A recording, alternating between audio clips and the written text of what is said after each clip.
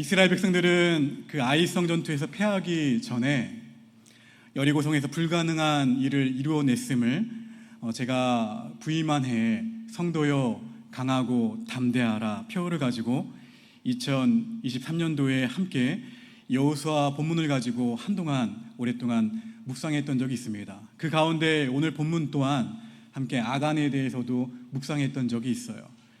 여리고성은 그 인간의 힘으로는 결코 무너뜨릴 수 없는 그러한 난공불락의 요새였습니다.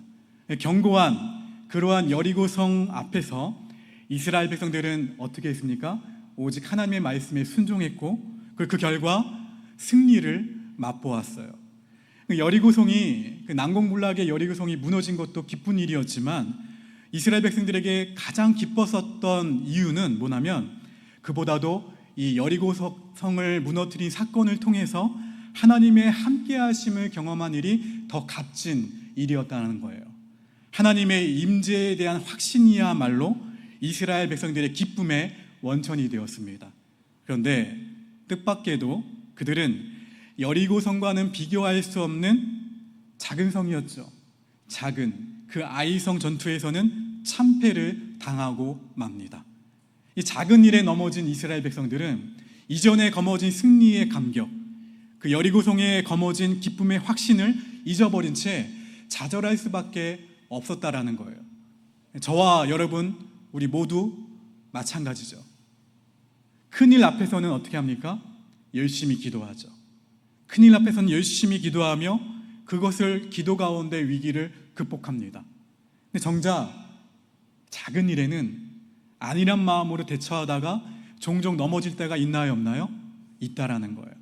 오늘 말씀을 통해서 우리 모두가 영적 전쟁에서 승리하기 위해 어떻게 해야 되는지 묵상하게 될 때에 결단과 도전과 은혜가 있기를 주님의 이름으로 축원합니다. 자, 영적 전쟁에서 가장 승리할 수 있는 비결은 기도입니다. 기도. 첫째도 기도고 둘째도 기도예요. 마지막도 기도고. 아이성 전투에서 실패는 하나님의 백성이 누리는 축복은 기도가 아니면 받을 수 없다라는 사실을 우리에게 알려주고 있는 대목이에요. 여리고성 앞에 선 여호수아는 여호와의 군대 장관이 나타나자 납작 엎드리며 간절히 기도했습니다. 여기에서 납작 엎드리다라는 말은 하나님 앞에 철저히 회개했다라는 말이에요.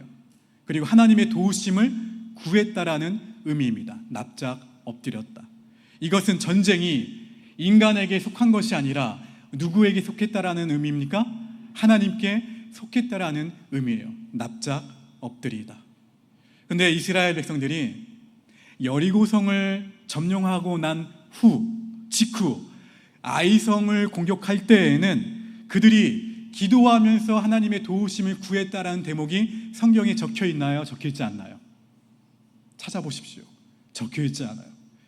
그들이 여리고성을 하나님의 은혜 가운데에서 점령하고 난 뒤 그들은 아이성을 준비하면서 기도했더라 적혀 있지 않습니다.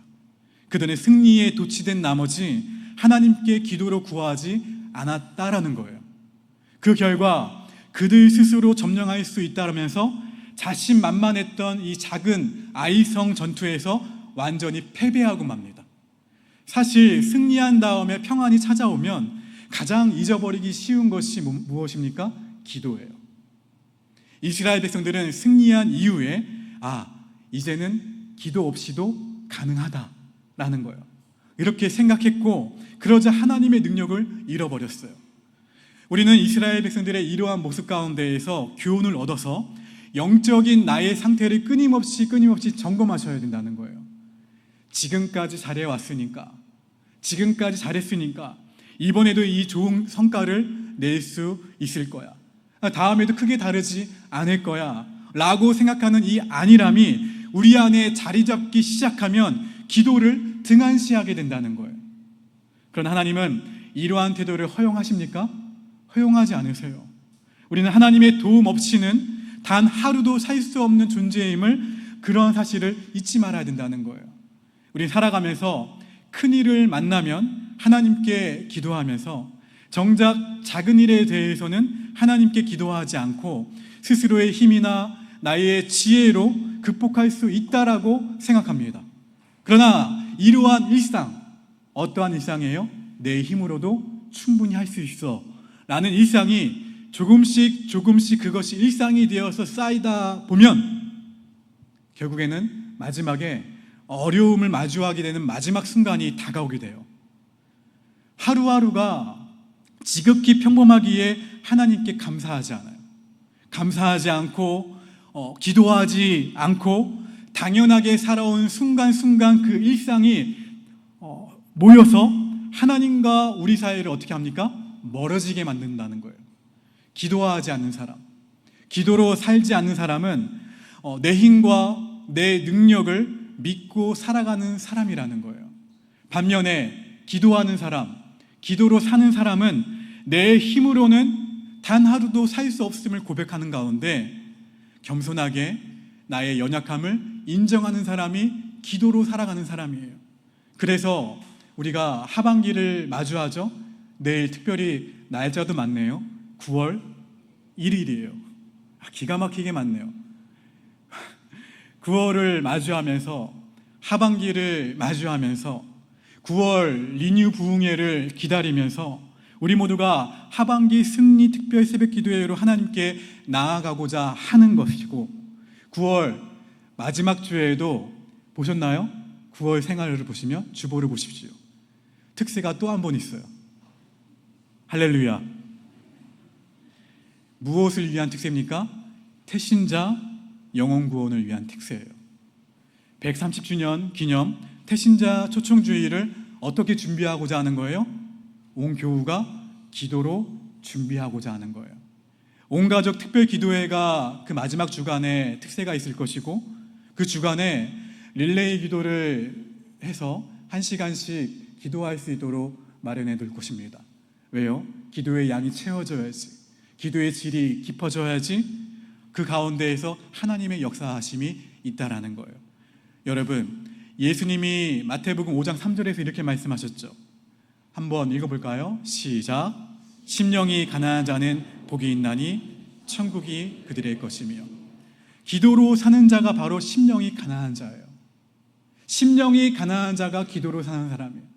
심령이 가난한 자가 나의 연약함을 알고 그것을 무엇으로 채우고자 합니까? 하나님으로 채우고자 하는 사람이에요. 매일 매순간 하나님으로 채우고자 해요. 심령이 가난한 자는.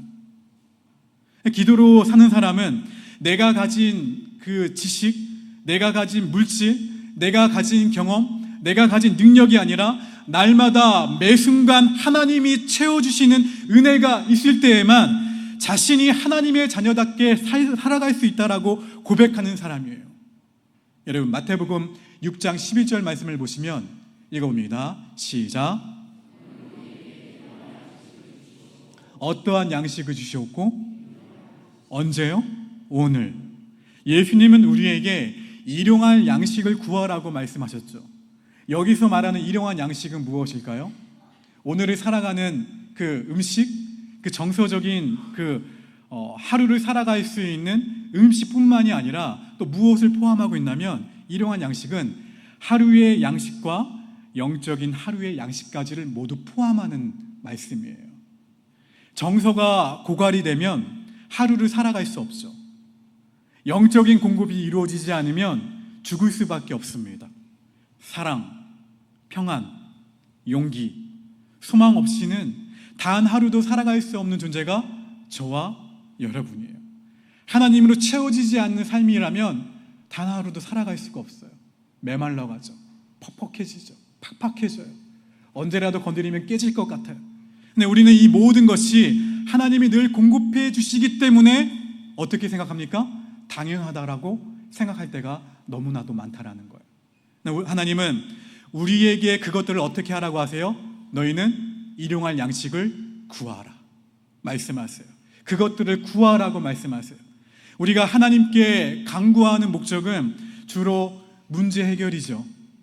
그런 하나님이 우리에게 일용할 양식을 구하라, 그리고 기도하라 라고 하신 이유는 하나님이 우리와 친밀하게 교제하시기 위함이에요. 독생자를 화목제물로 보내셔서 우리를 구속하신 하나님은 우리와 친해지기를 원하시는 거예요. 우리가 주님께 가까이 가면 갈수록 삶의 모든 문제는 풀리게 되어 있음을 믿으시기를 주의 이름으로 축원합니다. 왜냐하면 하나님이 우리에게 필요한 것이 무엇인지 다 알고 계세요. 예수님의 공생의 기간에 예수님이 찾아가셨던 수많은 사람들, 죄인들, 그렇죠? 수많은 사람들을 보면 예수님은 다 아셨어요. 그들의 아픔이 무엇인지, 그들의 결핍이 무엇인지, 그들이 무엇을 갖고 괴로워하는지 이미 다 알고 계셨어요. 여러분, 빌립보서 4장 7절 말씀 천천히 화면을 보고 읽어봅니다. 시작. 그리하면 모든 지각에 뛰어난 하나님의 평강이 그리스도 예수 안에서 너희 마음과 생각을 지키시리라. 할렐루야. 우리가 기도할 때에, 하나님과 친밀할 때에, 하나님으로 채워질 때에 모든 지각에 뛰어난 하나님의 평강이 우리와 함께 하심을 믿으시기를 주님의 이름으로 축원합니다. 할렐루야. 하나님은 오늘도 사업과 건강과 자녀 때문에 우리가 얼마나 마음 아파하는지를 누구보다 잘 알고 계세요. 누구보다 잘 알고 계시는 진짜 아버지, 아빠, 아버지 이심을 잊지 말기를 주님의 이름으로 축원합니다. 우리 옆 사람에게 권면합시다. 기도로 사는 사람이 됩시다. 자, 영적 전쟁에서 승리할 수 있는 두 번째 비결은 공동체 안에서 죄를 제거하는 거예요. 이스라엘 백성들이 기도하죠. 결국 기도합니다. 기도하자 하나님은 그들이 아이성 전투에서 패배한 원인에 대해서 알려주십니다. 제비 뽑기를 통해서 누가 뽑힙니까? 아간이 뽑혀요. 아간이 여리고성에서 물건을 훔쳤다는 사실이 드러나게 됩니다. 사실 아간이 훔친 물건들이 목록이 다 나와 있지만 그 가운데 목록 가운데 한 가지가 있어요. 뭡니까? 한 벌의 외투가 있어요. 전쟁에서 반드시 필요한 물건이었어요.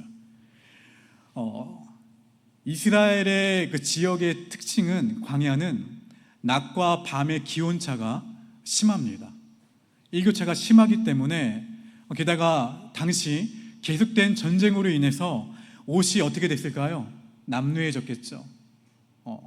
그들에게 따뜻하게 몸을 보호해주는 외투는 사실 필수품이었어요.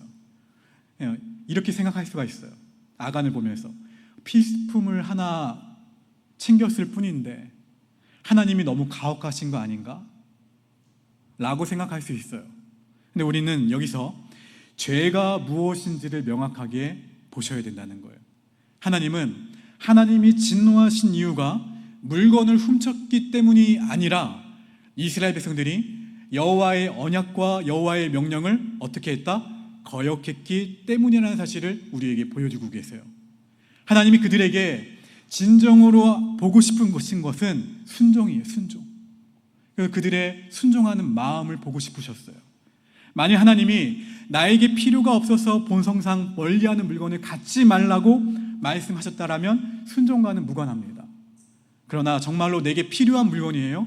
필요한 물건이지만 그럼에도 불구하고 멀리하라는 하나님의 말씀을 듣는 것이 순종이에요. 내겐 필요하지만 하나님은 가지지 말라고 하세요. 이것을 순종하는 것이, 그것을 듣는 것이 순종이라고요. 오늘도 하나님은 저와 여러분에게 무엇이 필요한지 모두 알고 계시지만 나에게 필요한 것보다 하나님의 나라와 하나님의 의를 구하는 것이 우리의 우선순위인지를 지금 보고 싶어 하신다는 거예요. 아간 한 사람 때문에 이스라엘 공동체는 절망 가운데 빠졌죠. 곧 하나님의 뜻을 따르는 길이 중단이 되어버렸어요. 그런데 이처럼 절망이 가득한 순간에 여호수아가 아간을 부르는 대목이 있습니다. 정말 인상이 깊어요. 여호수아 7장 19절 말씀. 좀 길지만 그 가운데 제가 한 구절만 뽑아서 읽자면 내 아들아 청하노니 라고 아간을 부르고 있어요. 비록 아간 개인이 죄를 범했지만 여호수아는 누구의 죄로 받아들인 거예요? 우리의 죄로 받아들인 거예요. 이것은 참으로 중요한 영적인 원리입니다. 우리는 우리 교우들의 죄를 우리의 죄, 즉 공동체의 죄로 받아들여서 함께 아파하고 함께 슬퍼하고 함께 회개할 줄 알아야 된다는 거예요. 살짝 옆 사람 보실까요? 함께 제가 아파하겠습니다. 고백해 봅시다. 정말 중요한 영적인 원리예요. 결국 사람들은요, 아간과 아간이 훔친 물건, 아간의 가족과 아간의 가축과 아간의 장막과 아간에 속한 모든 것과 함께 아골 골짜기로 가죠. 그곳에서 그 가족을 돌로 칩니다. 물건으로도 돌로 치고 불살라요. 그 위에 돌무더기를 크게 쌓아 올립니다. 왜일까요? 죄는 전염성이 강해요. 죄는 대표성이 있기 때문에 하나를 범하면 눈덩이처럼 불어나는 것이 죄의 속성이라는 거예요. 마찬가지예요. 그만큼 죄는 공동체를 힘들게 합니다. 만약 수만 가지 착한 일을 했어요. 수만 가지 착한 일을 했으나 단 한 번 용서받을 수 없는 살인을 저질렀다면 재판관 앞에서 용서해달라고 요구할 수 있을까요? 그 하나의 죄 때문에 구속당하는 거예요. 바로 이것이 율법의 특징입니다. 그러므로 내가 아무리 의롭게 살려고 하더라도 죄인인 우리는 의로워질 수가 없다라는 거예요. 그런데 하나님이 아간이 지은 죄에 비해 이 그를 매우 참혹하게 비참하게 죽이신 이유가 무엇일까? 이는 죄를 다루시는 하나님의 분명한 의지를 보여주시기 위함이에요. 우리는 모두 누굽니까? 아골 골짜기의 죄인들이에요. 모두가 다 여기에 돌로 치고 있는 이스라엘 백성들의 모습이 아니라 모두 다 아골 골짜기의 죄인입니다. 우리가 돌에 맞아 죽을 수밖에 없을 때 나를 대신해서 예수님이 죄와 형벌을 십자가에서 지셨어요. 여러분, 삼위일체 하나님은 성부, 성자, 성령이 하나의 아름다운 공동체를 이루고 있다는 의미입니다. 이는 기독교 공동체의 근원으로서 가장 완전한 공동체를 신학적으로 그 삼위일체 하나님에게서 찾아요. 삼위 하나님 중에서 성자 예수님이 죄를 짊어지셨을 때 나타난 것이 십자가의 형벌과 십자가의 저주였습니다. 즉 아버지께 버림당함, 아버지께 철저한 고립당함이었어요. 우리는 이처럼 하나님이 죄를 얼마나 철저하게 다루시는지를 알아야 된다는 거예요. 아골 골짜기에서 아간이 돌에 맞아 죽을 때에 이스라엘 백성들은 내 죄가 떠올랐을 거예요. 나의 아픔이 마음속에 떠올랐을 거예요. 죄는 우리가 속한 그 공동체가 하나님의 백성이 되는데 방해가 된다는 사실을 우리는 알아야 됩니다. 그렇다면 아골 골짜기에서 돌에 맞아 죽은 아간처럼 예수님이 십자가에서 나를 대신해 죄와 저주를 받으셨다는 사실을 믿는 우리가 해야 할 일은 무엇일까? 우리는 예수님의 보혈에 감격하셔야 돼요. 예수님의 보혈에 감격한 가운데 죄인인 나를 용서하시고 보혈로 구속해 주신 하나님께 감사드리면서 더는 죄를 짓지 않기 위해서 하나님의 도우심을 끊임없이 구해야 된다는 거예요. 우리에게는 죄를 이길 능력이 있나요, 없나요? 없어요. 아무도 없습니다. 근데 이길 수 있는 방법은 있죠. 누구 안에 있을 때? 예수님 안에 거할 때, 예수님을 24시간 바라볼 때 비로소 죄를 이길 수 있다라는 거예요. 늘 매순간 주님을 바라보심으로 예수님 안에 거하심으로 죄를 이길 수 있는 저와 여러분 모두가 되시기를 주님의 이름으로 축원합니다. 또한 우리는 하나님의 공동체 안에서 한 사람이 실족하지 않도록 서로 어떻게 하셔야 돼요? 붙잡아 주셔야 돼요. 서로 기도하셔야 돼요. 세상 사람들이 모두 정죄할지라도 그 사람에게 하나님의 긍휼하심과 하나님의 자비가 임할 수 있도록 도와줄 수 있는 그 한 사람이 저와 여러분 모두가 되기를 주님의 이름으로 축원합니다. 자, 세 번째로 영적 전쟁에서 승리할 수 있는 비결, 지속적으로 하나님의 공급하심을 받는 거예요. 아간으로 인한 아이성 전투에서의 실패는 여호수아에게 큰 깨달음을 주었습니다. 아간 한 사람만의 문제가 아니라 누구든지 아간이 될 수 있다라는 거예요. 누구든지 아간이 될 수 있기 때문에 우리의 모든 문제라고 인식하게 된 거예요.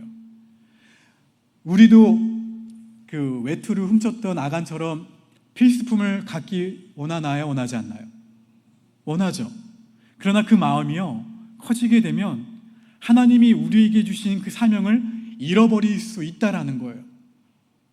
그러므로 하나님이 주신 사명을 끝까지 지키기 위해서 우리가 해야 할 일은 날마다 재충전하는 거예요. 무엇으로 재충전해야 될까요? 따라합시다. 가장 먼저 하나님의 언약의 말씀으로 재충전해야 한다. 자, 여호수아는 이스라엘 백성들과 함께 길갈로 돌아왔습니다. 길갈에는 재충전의 시스템이었던 무엇이 있었냐면 12개의 돌들이 있었어요.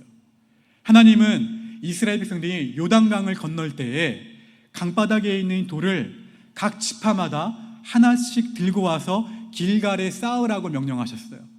그 언약의 돌을 바라보면서 이스라엘 백성들은 하나님의 언약과 하나님의 은혜를 떠올릴 수 있었어요. 그들이 여기까지 올 수 있었던 것은 전투력이 뛰어나거나 좋은 동역자들이 있었기 때문이 아니라는 거예요. 오로지 하나님의 언약 덕분이었습니다.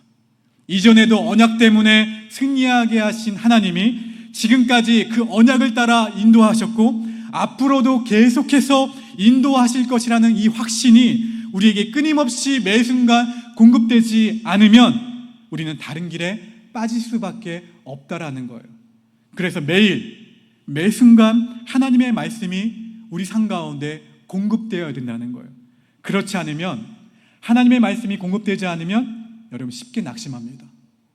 하나님의 말씀이 공급되지 않으면 쉽게 좌절해요. 절망하고 나도 모르게 교만해집니다. 요단강을 건너온 일을 그냥 우연이었나? 내가 좀 잘했나? 라고 생각해요. 여러분, 그러나 오늘 하나님의 말씀이 내 속에 들어오지 않으면 내일 싸울 힘이 내게는 전혀 없다라는 거예요. 하루하루 살아가면서 하나님이 주신 이 언약의 말씀을 우리가 강하게 붙들지 않으면 우리에게도, 가정에도, 교회에도, 직장에도, 학교에도, 세상 가운데 아무런 소망이 없어요. 우리는 하나님의 약속을 따라 새로운 길을 만들어가는 믿음의 사람들이에요. 믿음의 길은 개척의 길이죠. 아무도 가보지 않은 길을 그냥 하나님의 언약의 말씀을 믿고 걸어가는 거예요. 한 발 한 발 내딛는 거예요. 하나님의 역사를 만들어가는 거예요. 그래서 하루하루 하나님의 말씀을 붙들고 순종하는 이 작은 일이 여러분의 삶 가운데 매일매일 쌓여야 된다는 거예요. 그래서 하나님의 역사를 이루어가는 큰 길이 된다는 사실을 잊지 마시기를 주님의 이름으로 축원합니다. 자, 두 번째 재충전해야 될 것은 따라합시다. 하나님 앞에서 우리의 정체성을 발견해야 한다. 누구 앞에서? 무엇을요? 나의 정체성. 여러분의 정체성이 무엇입니까? 이거예요. 우리는 내 인생을 하나님이 어떻게 이끌어 오셨는지, 우리가 어떠한 자리에 있었는지를 늘 기억하면서 살아가야 돼요. 그러나 연약한 우리는 이 사실을 잊어버릴 때가 참 많아요. 신명기 5장 6절 말씀, 화면을 보고 함께 크게 읽습니다. 시작.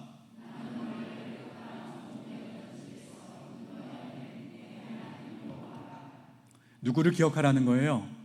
하나님을 기억하라. 어떠한 하나님이세요? 어제도 계셨고 오늘도 계셨고 내일도 계시며 나를 인도하시는, 가장 선한 길로 인도하시는 크신 하나님을 기억하라는 거예요. 할렐루야.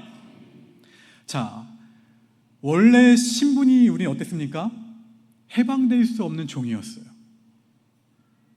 죄와 허물로 이미 죽은 존재였어요. 이리저리 떠도는 나그네였음을 잊지 말라는 의미예요. 전쟁에 나가지만 왜 전쟁에 나가지 모르는 병사들, 열심히 살지만 무엇을 위해 사는지 모르는 사람들, 직분은 받았지만 하나님이 왜 내게 이 직분을 허락하셨는지 모르고 살아가는 사람들, 어떻게 될까요? 모든 것이 나의 권한이고 나의 업적인 줄 착각하게 된다라는 거예요. 하나님이 우리에게 생명을 주신 이유, 하나님이 나에게 이 복을 허락하신 이유는 하나님의 이름이 거룩히 여김을 받게 하는 사명을 이루게 하시기 위함이에요. 즉 하나님이 통치하시는 하나님의 나라가 나의 마음과 나의 가정과 나의 교회와 나의 세상 가운데 이루어지게 하는 것이 저와 여러분의 사명이라는 것을 잊지 마시기를 바랍니다. 근데 이 사실을, 이 사명을 잃어버리게 되면 가정도, 교회도, 직장도, 우리의 삶의 모든 영역들이 다 무너지게 된다는 거예요. 우리의 사명은 조건과 시간을 따지지 않습니다. 우리는 어떠한 상황 가운데에서도 하나님이 주신 이 사명을 붙들고 살아가야 돼요. 그렇지 않으면 정체성을 잃어버리고 현실에 어떻게 합니까? 안주해버려요. 그것이 곧 죄의 길을 걷는 길이 되어버려요. 날마다 사명으로 살지 않으면 나도 모르는 사이에 정죄하게 돼요. 사명으로 살지 않으면 비난하게 돼요. 사명으로 살지 않으면 미워하게 돼요. 사명으로 살지 않으면 욕심에 따라 살게 됩니다. 내 필요와 욕심을 따라 살게 될 때 우리는 공동체에 하나님이 원하시지 않는 죄를 퍼뜨렸던 아간처럼 되어버린다는 거예요. 마지막으로 우리가 재충전돼야 될 것은 따라합시다. 십자가 보혈이다. 이스라엘 백성들은 유월절을 지키면서 그들 스스로 여기까지 올 수 없었음을, 피해값을 치렀기 때문에 지금의 삶이 가능했다는 사실을 알게 되었습니다. 깨닫게 되었어요. 마찬가지로 저와 여러분 모두는 예수 그리스도의 보혈이 없다면 여기까지 올 수 없는 존재예요. 예수님이 나를 살리시기 위해 죄의 값을 치르시고 나를 부르셨다는 그 사실을 깨달을 때에 우리는 겸손할 수밖에 없습니다. 그럼 내 속에 무엇이 넘쳐나냐면 감사가 넘쳐나게 돼요. 여러분, 이 감사는요, 어려운 인생을 헤쳐나가는 데 도움이 되는 가장 강력한 도구가 됩니다. 감사는 우리가 하루하루 살아가게 되는 이 세상 가운데에서 극복할 수 있는 힘이 감사가 돼요. 우리가 전쟁 같은 이 세상 살아가면서 얼마나 힘듭니까? 얼마나 고되게 살아가고 있습니까? 우리를 주저앉게 만들죠. 그리고 낙담하게 만들죠. 좌절하게 만드는 이 세상을 이길 수 있는 힘은 우리 속에 가득 찬 그 하나님을 향한 감사뿐이라는 거예요. 나의 죄를 용서하시고 나를 하나님 자녀 삼아주신 하나님께 이 감사하는 마음이 내 마음 가운데에서 넘칠 때에 우리는 어려움을 이길 수 있다라는 거예요. 캄캄한 터널을 지날 때에 눈앞에 보이는 것은 어둠뿐이지만 한 걸음씩 한 걸음씩 전진해 나아가다 보면 마침내 밝은 그 빛이 비추는 입구에, 그 출구에 다다르게 됩니다. 마찬가지로 예수님의 선하심을 믿는 모든 이들에게는 절망 가운데에서도 회복이 싹트고 있다는 거예요. 우리는 힘들어요. 힘들지만 오늘도 희망을 향해 걸어가고 있습니다. 하나님이 우리에게 주시는 밝은 내일을 믿으시고 오늘도 한 걸음씩 기도하는 가운데 믿음과 소망과 사랑의 힘찬 발걸음을 내디딜 수 있는 저와 여러분 모두가 되시기를 주님의 이름으로 축원합니다. 축원합니다. 우리 옆 사람에게 마지막으로 축복합시다. 기도로 사는 사람이 됩시다.